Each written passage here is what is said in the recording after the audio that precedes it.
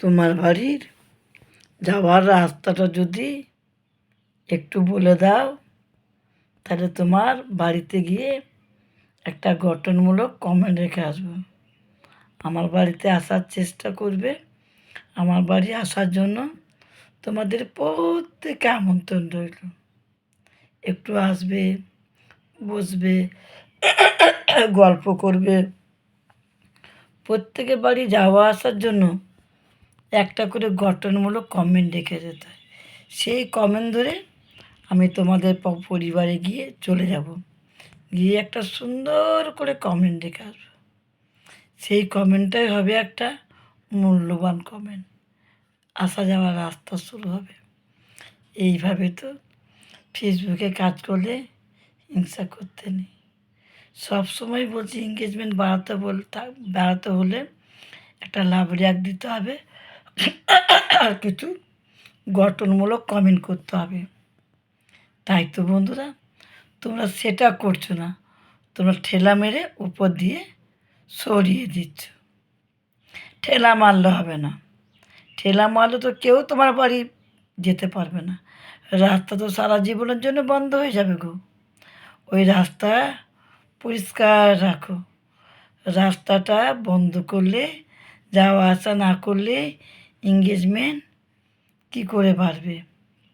প্রত্যেকে বাড়ি যাতায়াত করতে হবে, তবে এঙ্গেজমেন্ট বাড়বে।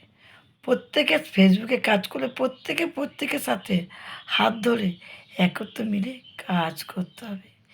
এই কাজটাই হলো গঠনমূলক কাজ। যারা হিংসা করবে, বিবাদ করবে, তারা কখনো ফেসবুকে কাজ করতে পারবে না, কখনোই না। আমি মনে করি, আমি কিন্তু কাউকে হিংসা করি না। ফেসবুক সম্বন্ধে খুব একটা অভিজ্ঞতা নেই, তবে যতটুকু বুঝেছি, শিখেছি অনেকটাই। এর বেশি আমার বোঝারও দরকার নেই, শেখারও দরকার নেই।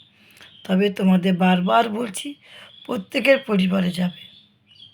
না গেলে কেউ তোমার পরিচয় পাবে না, কেউ তোমায় চিনবে না।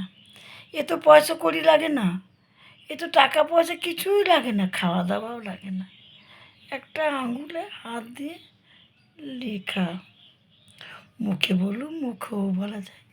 তাই তোমাদের কাছে একটাই অনুরোধ করছি আমি। দেখো আমার ঠান্ডা লেগেছে, তবু আমি ভিডিও বানাতে ছাড়ি না। যেহেতু তোমাদেরকে বললাম এঙ্গেজমেন্ট কমে যাচ্ছে, ভিউজ কমে যাচ্ছে, ফলো কমে যাচ্ছে। এখন তো ফেসবুক প্রত্যেকে হাত পা বেঁধে দিচ্ছে, ফলো ব্লক করে দিচ্ছে, কমেন্ট ব্লক করছে, শেয়ার ব্লক করছে। ট্যাপটা এখন আছে।